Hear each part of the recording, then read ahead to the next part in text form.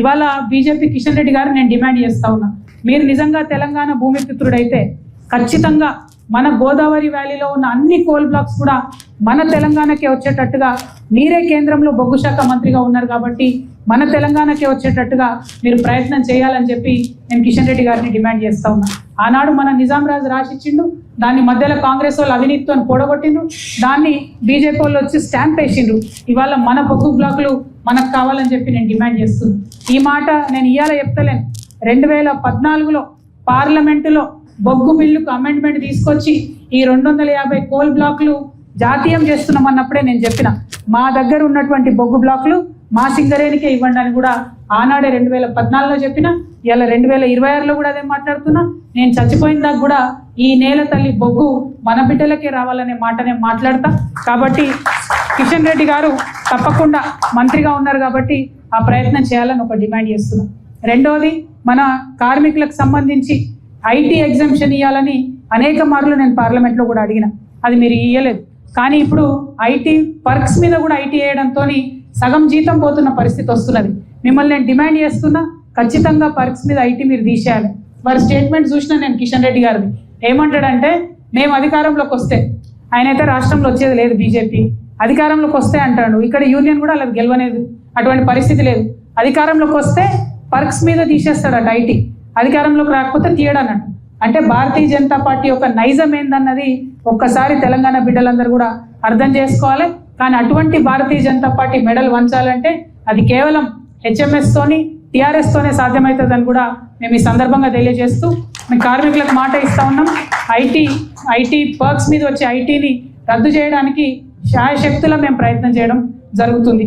అట్లానే మన labour code ఏదైతే సెంట్రల్ గవర్నమెంట్ తీసుకొచ్చిందో, 27 లేబర్ చట్టాలను కుదించి 4 లేబర్ కోడ్లు ఏదైతే తీసుకొచ్చిందో దాన్ని మేము తీవ్రంగా వ్యతిరేకిస్తూ ఉన్నాం.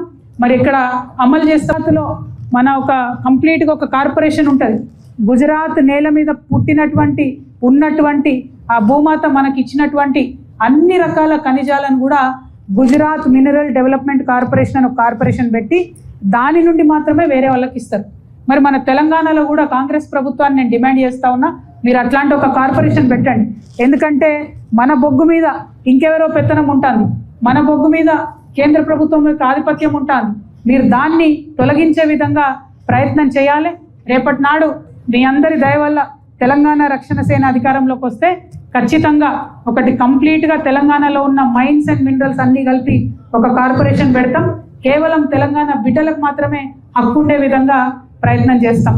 అదేవిధంగా మరి సింగరేణిలో మైన్ డెవలప్మెంట్ ఆపరేటర్ అని చెప్పి ఒక కొత్త విధానాన్ని తీసుకొచ్చి సంపూర్ణంగా సింగరేణినే పటిష్టం చేసుకొని సింగరేణి ఆధ్వర్యంలోనే ఓపెన్ కాస్ట్ నడిపించుకోవచ్చు, అండర్ గ్రౌండ్ నడిపించుకోవచ్చు, లేదంటే మొత్తానికి గుత్తబట్టి బ్లాకులు ఇచ్చేటటువంటి ఒక ప్రయత్నం మొదలైంది.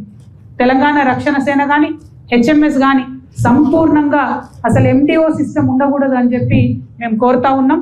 ఎండిఓ సిస్టాన్ని రద్దు చేయాలి. మొత్తానికే మనకు ఈ నేల తల్లి మనకు బొగ్గునిస్తే ఆనాడు మన నిజాం రాజు ఒక గొప్ప పని చేసిపోయాడు. ఏం చేసిండంటే ఆయన సింగరేణి కార్పొరేషన్కు నిజాం గవర్నమెంట్కు మధ్యలో ఒక అగ్రిమెంట్ చేసి సంపూర్ణంగా గోదావరి పరివాహక ప్రాంతంలో ఉన్న బొగ్గుని మొత్తాన్ని కూడా సింగరేణికి కంప్లీట్గా ఆయన రాసిచ్చిండు. ఇంకో కంపెనీ రాదు, మొత్తం ఇక్కడ బొగ్గు సింగరేణి నుంచే చేయాలని రాసిచ్చిండు. దానికి నష్టం ఎట్లా జరిగింది మీ అందరికి గుర్తుంటుంది. కాంగ్రెస్ పార్టీ బొగ్గు స్కామ్ చేసింది 2012లో.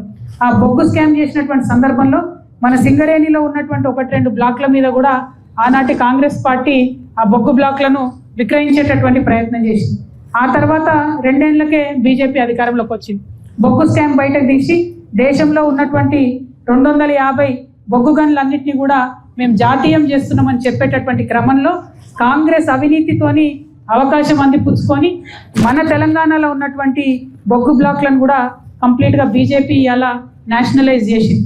దానివల్ల ఏం జరిగింది, ఇలా మన కొత్తగూడెంలో, మన ఖమ్మంలో, మన సత్తుపల్లిలో ఉన్న కోల్ మైన్లు ఆక్షన్కి పోతే సింగరేణి కూడా ఎవడో బయటోడో చేసినట్టు టెండర్ వేసుకొని ఆ బొగ్గు బ్లాకులను తీసుకునే పరిస్థితి వచ్చింది. దాన్ని